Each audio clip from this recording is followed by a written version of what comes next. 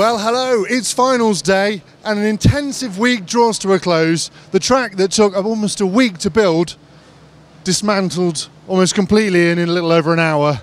Phil, what an event it's been. Yeah, hopefully everyone who's here enjoyed it, everyone who watched online enjoyed these videos, you guys too. It's been a bit of an epic marathon spectacular. It has been spectacular. There's been highs and lows. Let's take a look, before we get into finals day, let's take a little look back at some of the things that have happened on track that are both funny, tragic, happy and sad. So how's it going for you here? Are you getting the results you hope? No, you'd never get it here at New. But who cares? We love the place.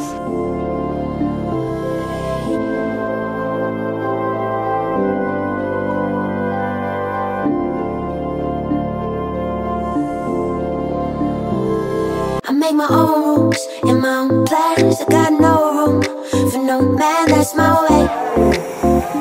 That's my way. But then I saw you in a dream, right? I wanna call you a kind of feeling I can't name. I can't name. It's strange, but I don't need space for me. And every single thing you do, I like. I've been changed. Maybe I just knew I had to wait for you. Draw a knife and carve a little space for you. It feels nice.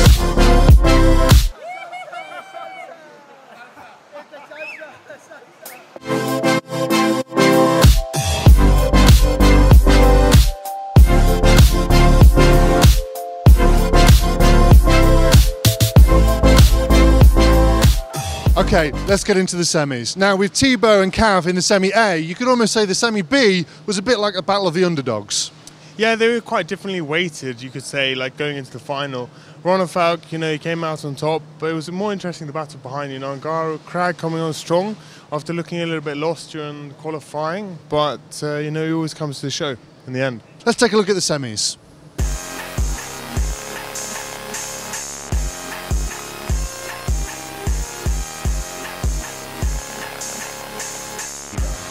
And they're off. And a great start by Cavalieri if he can clear it, and he does. Perfect start by Cavalieri, perfect start by Thibaut, and suddenly, oh look at that, everyone got away almost exactly right. Wonder what happened there. That's an absolute miracle. Problem for one car there, I think that was Lee Martin's a nightmare start. But there we go, it's Cavalieri leading from Thibaut, and then it's Boots, the 1, 2, 3, and then King. They got it from 1, 2, 3, 4, it's 6, so a quick early gain for Martin Valanka. But other than that, it's got it in grid order. It's a very solid start for Valanka, making up a position early doors, and those positions are going to be even harder to come by in this one. But early on, Davide Ngaro is still in the transfer spots, remember, but these are going to take many, many laps to sort out as they go around through the start of the 20-minute session. But those top three, I find it hard to believe that they will be topped by anyone over the next few sessions and into the final, unless something drastic happens to them. But Cody King is in there challenging as well. Thibaut now absolutely right behind Cavalieri as they go around the berm and through and leap over the 10-metre quad. These two really starting to battle fiercely, aren't they? I can just point out just behind Davide Ngaro's fallen out the transfer spots. It's now Miguel Matias who's in car 9, who's now up to 6th spot. But these two battling, this is worth the price of admission alone, isn't it? This is wonderful stuff. This is nothing to do with qualification, everything to do with bragging rights and everything to do with Bosie, and Thibaut comes to the inside there and he gets cut off, and then Cavalieri thinks it's better of it. That's fantastic driving Cavalieri. You could just see it was all going to end in tears of both of them, and Thibaut gets away.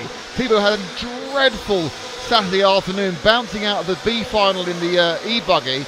I mean, he could never have dreamed he wouldn't be in the E-buggy final, but he wasn't, he was nowhere near. But Thibaut's found some real pace in that Kyosho over 20 minutes. Yeah, Ogden really making it a mission to move up here, but I think Thibaut has just dropped back now. Thibaut has now lost the lead. Cavalieri's taking it, and we sense that might happen now. Cavalieri's back out in front. Can he now do what Thibaut was unable to do to him and pull away? Oh, this is really interesting because neither of them need to do this. They could just troll themselves into the final, but it's not the way they want to do it. There's so much to be said, so many bragging rights, and then Thibaut goes for, that's a back mark, that's Baldo going for fuel, as Thibaut has picked up the lead again. It's Cole Ogden. Ogden's had a flame out, and that's going to take Ogden out of the running from 6th. Oh, that's really, really bad luck for Ogden. I'm pretty certain that was Ogden. He's dropping down. So Cole Ogden, who has done a lot of bumping up, has lost that advantage as Thibaut does another lap. And now it's fuel time for Thibaut at exactly 10 minutes. Cavalieri also went in immediately behind, so these two are going to be close in pit lane. Watch the race in the pits. Thibaut has a and nice Thibaut gained another half second or so. So really interesting now. Let's hope it's a clean lap out. Cody King's got 8 seconds last time by on Miguel Matias in 7th. So here's the last of the automatic transfer spots to the final up for grabs, and King's got a firm grasp on it. 2010 World Champion, won that in Pattaya at the Powerboat RC facility. He was much chunkier in those days. Following are through guaranteed to the final. Jared Thibaut with an absolute masterclass of pace finishes almost 10 seconds up on Ryan Cavalieri in the end. The battle between those two is going to be seismic in the Grand Final.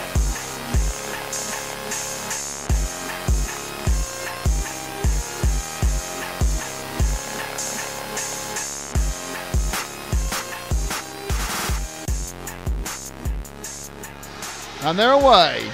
And a relatively clean start by Lutz, and actually a relatively clean start by most people, but someone got pinged massively out there at the back. Oh, this Ronefalk was doing a bit of a two-step tango there with another car over the DXR doubles. They were spinning round and round.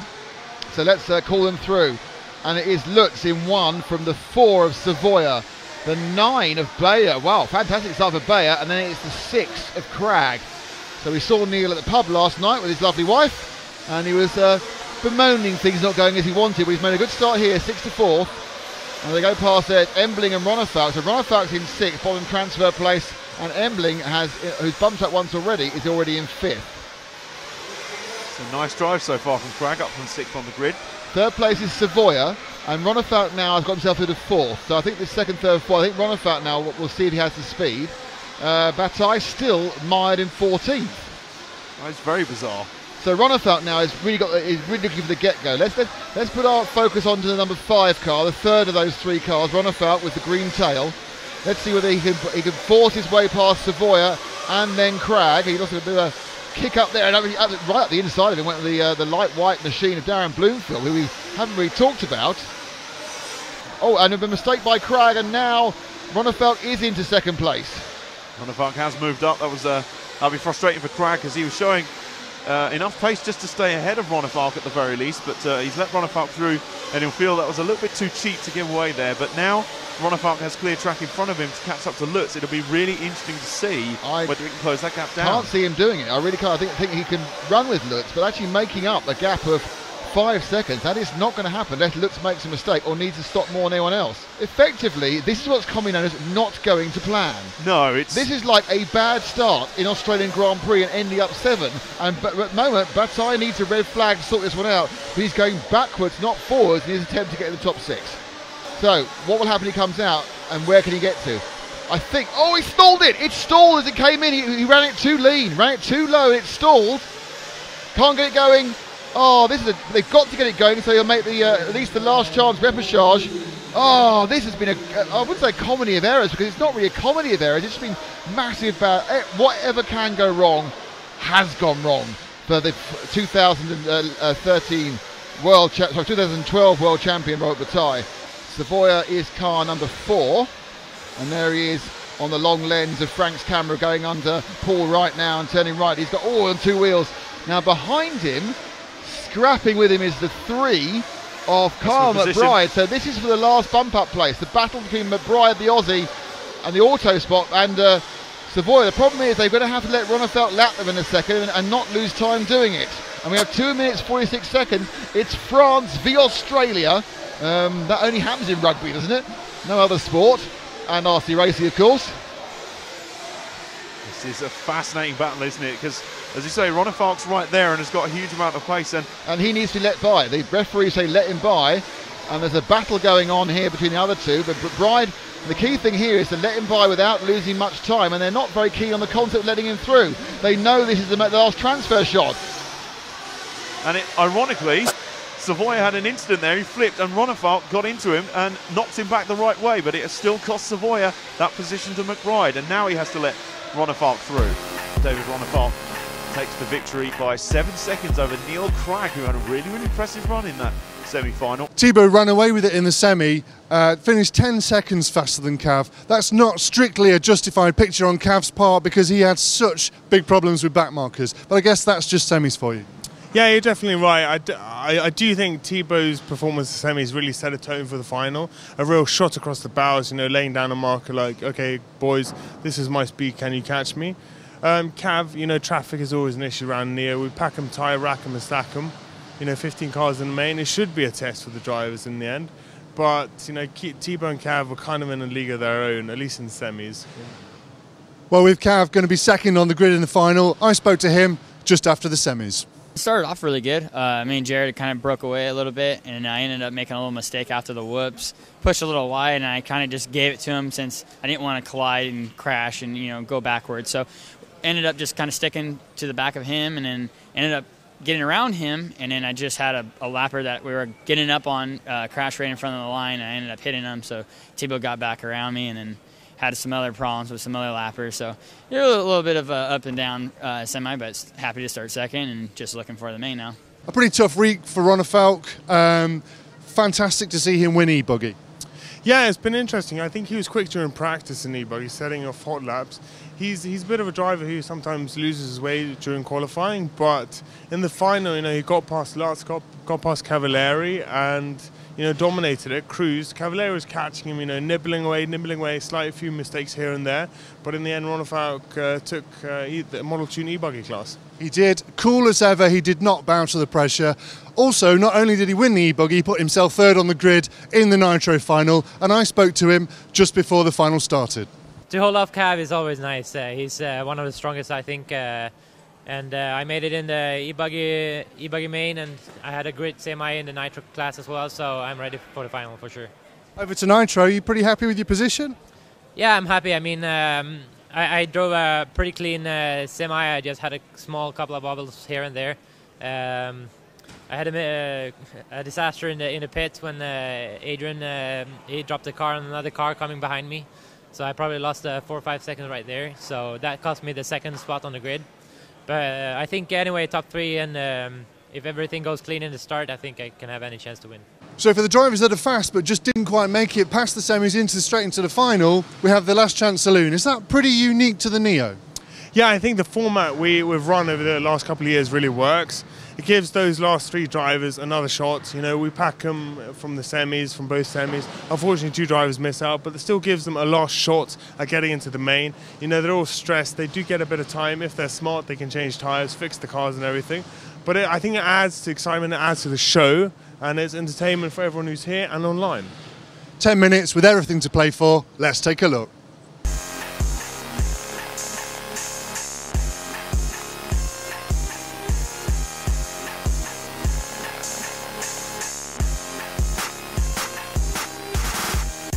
Go.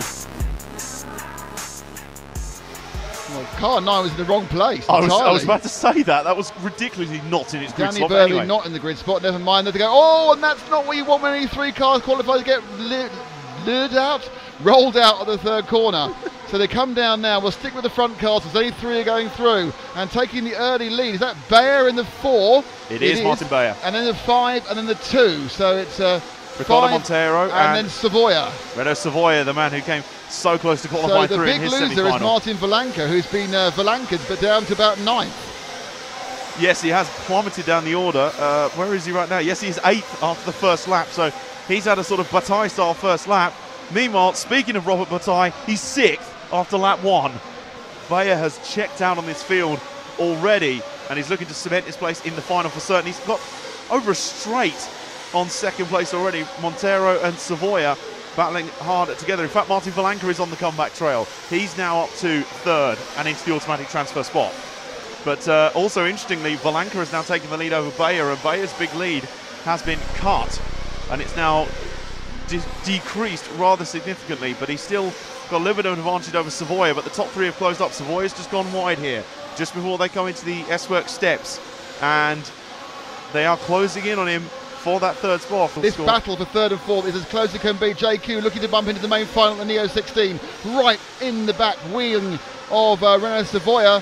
And I'm sure if JQ can make the main final, we will have happy JQ, the chuffed Finnish boy. But he's looking like he's got the pace which he's searched for, and he's chasing a 3-time European champion.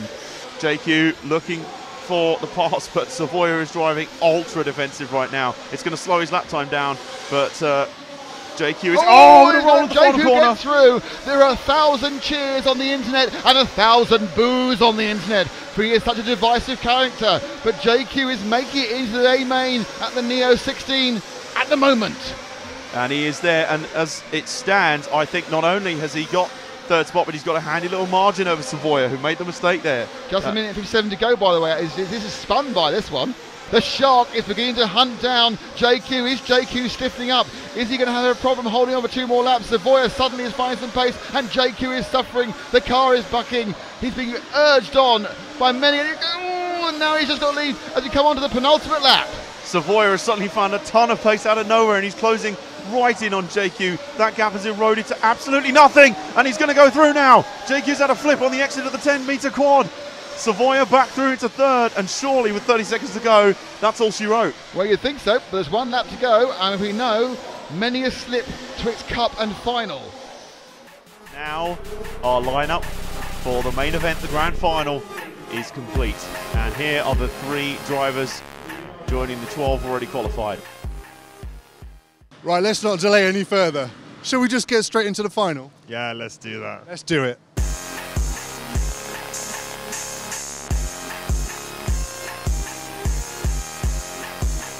And away they go, and I won't say the clean start yet, because the clean start doesn't happen until they land on the flip side. Thibaut gets away well from Cavalieri. Some problems at the back end of the field, but I think the first 4 or 5 have managed to get away reasonably clean. One car's had a nightmare, but they come round the first corner and through the model tune for the first time. It is Jared Thibaut with a noticeable lead over Cavalieri. And then it's car 6, straight through to 3rd place. Has gone Ryan Lutz. And then I think it may well be Boots has had a nightmare. But we'll have to wait till they come across the line and across the stripe at the first time. So it's Thibaut, Cavalieri, Lutz, and then it's Cragg, and then Ronnefalk. So yep, that's the order as they go round. Ronnefalk's not had the best of starts. He's dropped from 3rd to 5th on that opening lap, but Ryan Lutz will be pretty pleased with that as an opening salvo.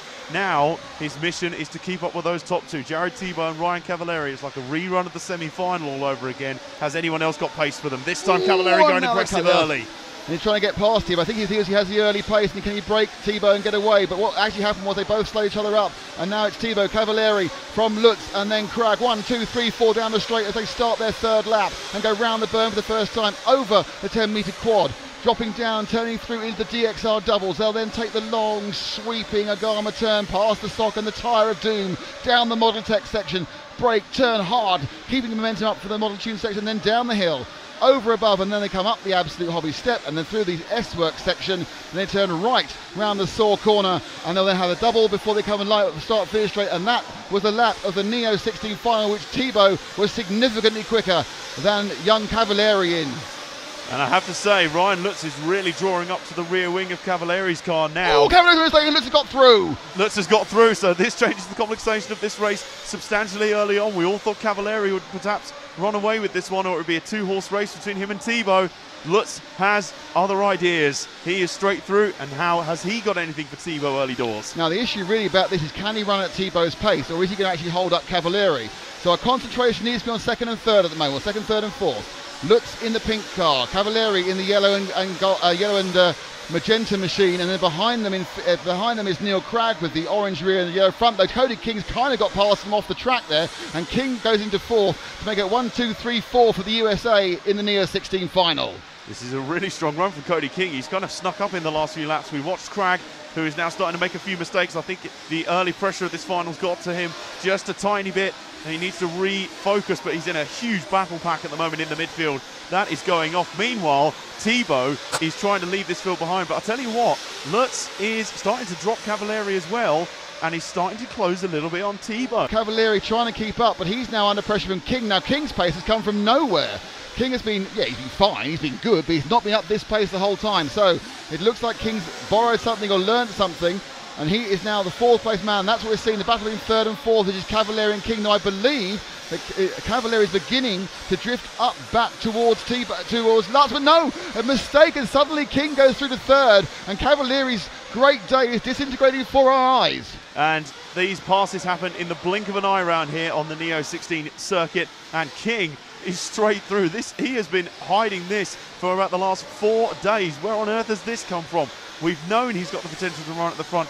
He is a former multiple champion, and now he is back to showing it once more. Has he got anything for Lutz, who is still struggling to keep with Jared Thibault? Thibault seems to be treating this as a battle of stamina.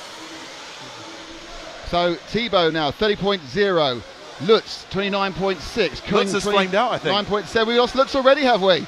Oh, that's a dramatic incident so early on. Lutz has flamed out, upside down has gone King, and suddenly we're back to the same front two again.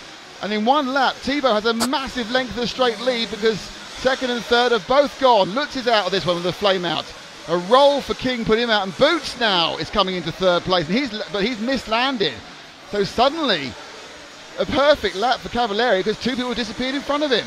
The lead down to 3 seconds. Cavalieri really, and there's just so much traffic now about to be in front of Thibault that if he had the option, which he does in 2 laps' time, he should come in and take fuel because he'll get him back out into some clean air. So Thibault just coming up to 8.5 minutes, has the chance to take some fuel. Oh, he's been taken out by the 14, and that, amazing. Why didn't Cavalieri go past? Cavalieri must have had a bad lap as well. Cavalieri's done a lap of 31, had a poor lap, 29.5. He'd lost a second and a half on that lap, but then that accident with the 14 of Martin Bayer, but somehow he stayed in the lead because Cavalieri himself had an error.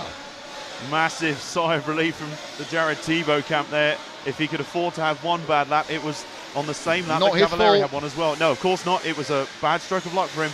But Cavalieri appears to be renewed in his charge. Well, now you can see him as well. The lead was 4.6 with Cavalieri a second and a half.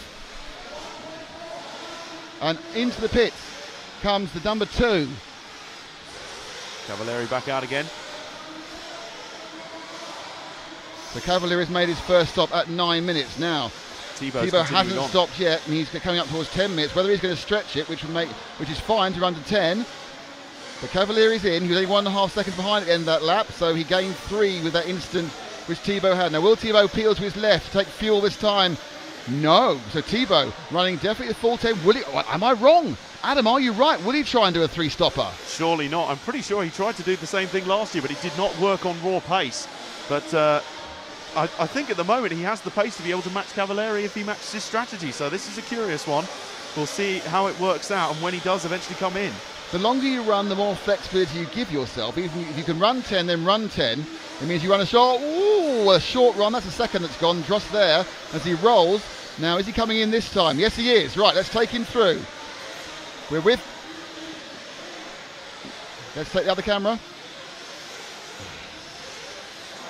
Thibault gets that. That's a nice, smooth first stop for him. Yep. It's exactly what he needed. And he is out pretty much... In fact, I think he's actually gained a little bit in the pits over Cavalieri. Now, let's ease back to Cavalieri if we can, who is may not be the next car, but this car here. That's no one more. There's 2 cars in between them. That's a very long... he's had a big problem, Cavalieri. He's had another big mistake. He's dropped 8 seconds back. He lost 3 seconds more in the last lap. So 2 very, very bad laps. He's only about a second and a half ahead of Cody King. So he's now dropped way off the pace of Thibault, and King is beginning to come into play in a battle of a second and third. This is very interesting. King will have realised that the gap between himself and Cavalieri is fairly sizable now. It's starting to come down again. He's starting to come back into play. He'll just be creeping into the peripheral vision just a little bit, and I wonder if that will step King's pace up just a little bit more than it already has been, which has been very impressive.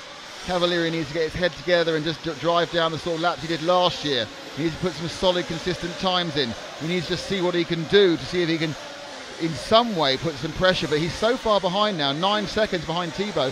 How do you pressurise a man you can't see? So he's going to have to hope for a mistake or a series of mistakes, even at his fastest. He's only got a couple of tenths.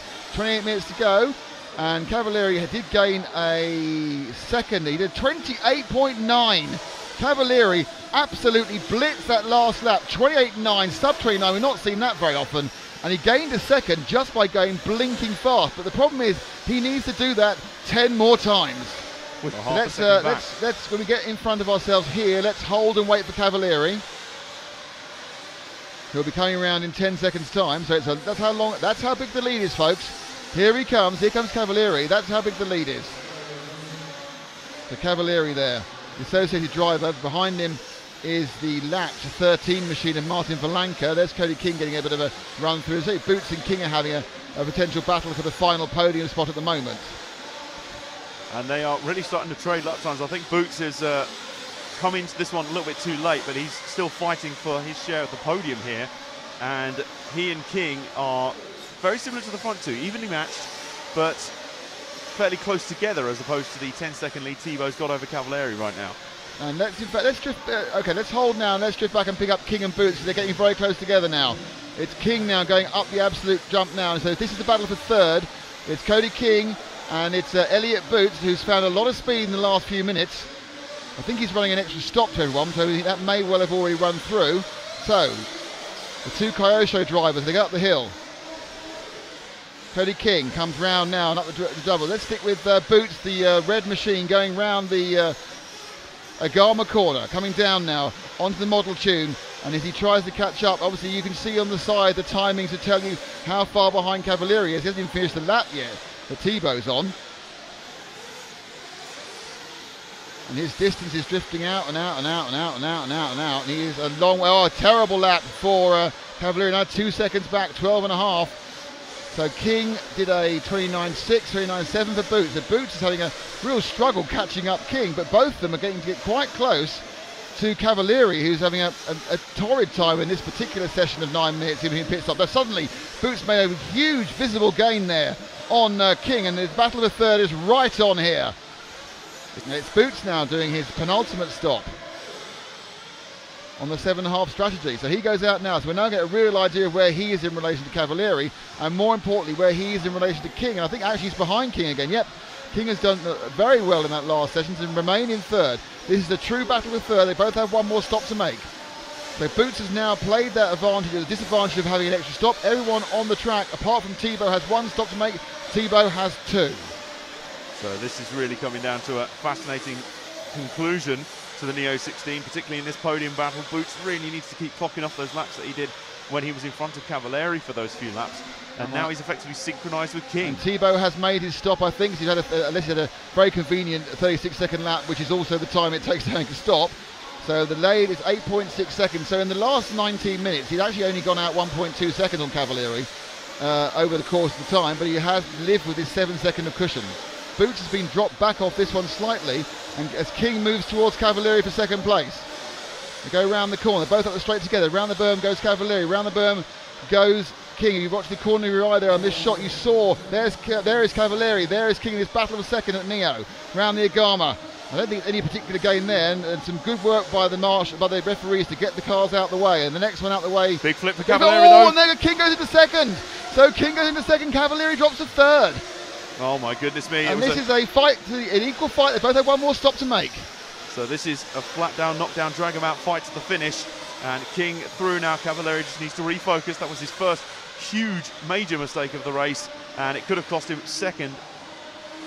But Thibaut, going on his merry way, will picked up another couple of seconds lead, and we'll be leading by about 14 at the end, or 11 or 12 at the end of this lap. But now King is the man who was hunting, and now becomes the hunted. This is a fantastic battle now. Boots not really invited this party. He's dropping off this. King has found some real pace in this final quarter of the race. I think he's going to have to stay ahead of Cavalieri. They were both within 600ths of a second on their previous lap. What about that time? Cavalieri 2/10 quicker this time. I think Cavalieri has slightly more ground speed over King, but he's got to still make the pass. It's so much easier to lead. Oh, he's got on the inside down the Agama coming down. This is second and third battling. He gets a bit of wheelie, loses some drive. He comes to the first part of the model tune, and they drop down. King tends to come out on a strange angle from the... Oh, and he's tipped him, and very sporting. Fantastic driving by Cavalieri there. He knew he tipped King. He waited. Who was the winner out of all that? Jared Thibaut. But the marshals are getting out. He comes on the inside. He can get King. He does. He gets King on the inside. And now they're driving. Now King's got more drive. He gets him on the outside. Oh, double pass there for a second. On the straight, they come around the game. Fantastic racing. They were inch perfect. They didn't hit each other until he's back at the inside. And Cavalieri gets him again. It's a 5-corner pass, taking 15 seconds. But he's round now. And you know the amazing thing about that, I don't think they touched once. Now they have. No, I think they finally did, and there's no rubber smoke. But King now, I'm sure this is massively enjoyable. Even more enjoyable, it was for the lead. Thibaut is able to check out on these guys. He's saying, you know, you guys want to battle as much as you want. This is just helping me pad my lead more. And they'll both be coming in for a stop, their final stops in the next few seconds. Cavalieri, who's finally found some pace to get past, but now King can hunt him down, and now King can start having the advantage of being able to follow. Oh, a little half stops. He's just dropping off a little bit. So that little half error for King. And don't forget, King is not some sort of yokel who's turned up. This man is one of the best professional racers in the whole of the world. He's a world champion at this discipline, which of course, despite being a multiple world champion, Ryan Cavalieri is not. He's a multiple world champion at electric off-road. But King just being dropped slightly here, Adam.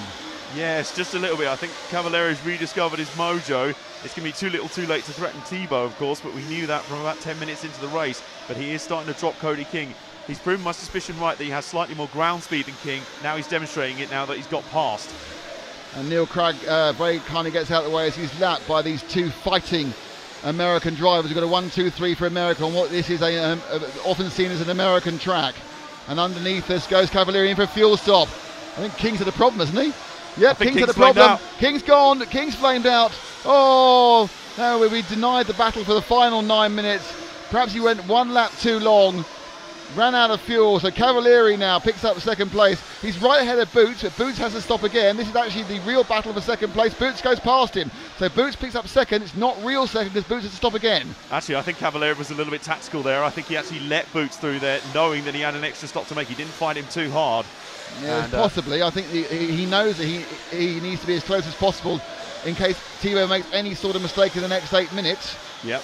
It's not very likely. So now Boots is through. And Boots will have to stop in the next minute or so, I would think.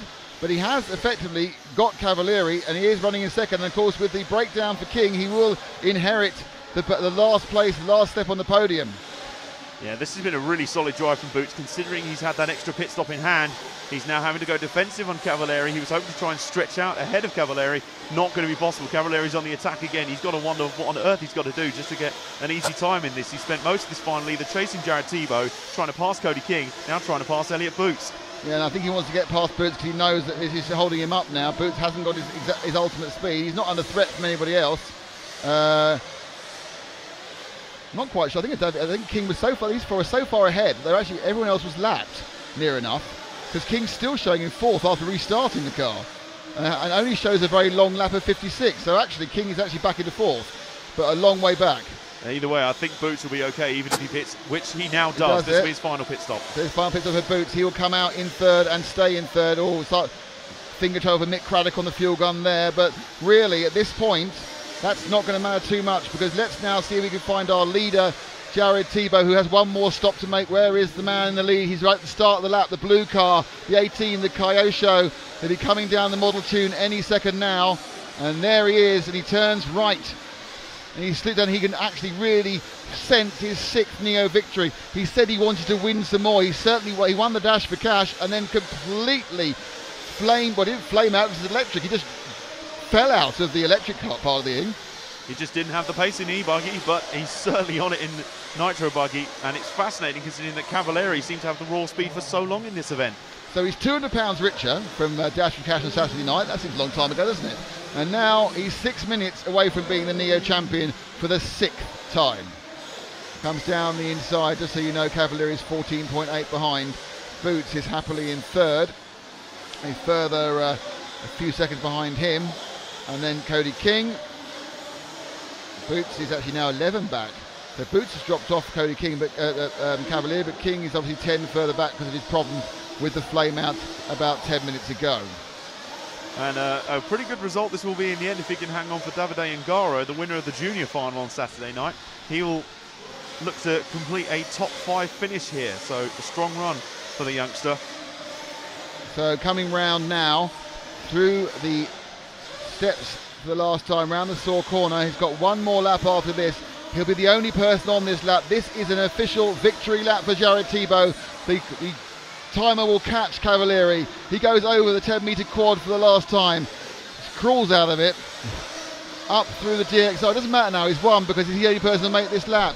He's already going slowly. He's already enjoying his victory. He's already going to turn in to the model tune for the last time for Neo 16. He's already going to go over the humpy bit. He comes up, he goes round over the S-Works, round the saw corner. This is exhibition. Thibaut has won already, and Thibaut has won his 6th title, and Thibaut is the champion of Neo 16.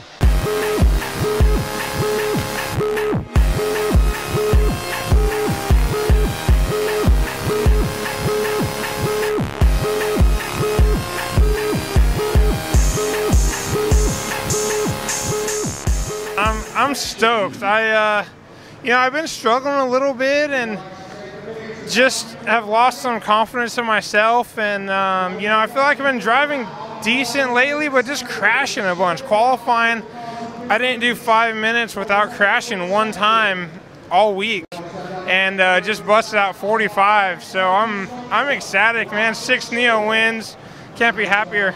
Okay, we've been talking about him all day. Let's just get this out of the way. A return to form for Thibaut. Yeah, he said it early on. He was out here to conquer and get number 6 of his titles. We afforded him a nice picture for celebrating his 5 victories. Possibly need another one now. But yeah, he was just unbelievable in the final. Hardly, I wouldn't say pushing, but just so quick. Cavalieri, a force to be reckoned with, but just couldn't quite catch him, could he? Cavalieri kind of just hit qualifying like we didn't know what happened. 4 out of 5 rounds is just almost unheard of around here. It's just absolutely dominating.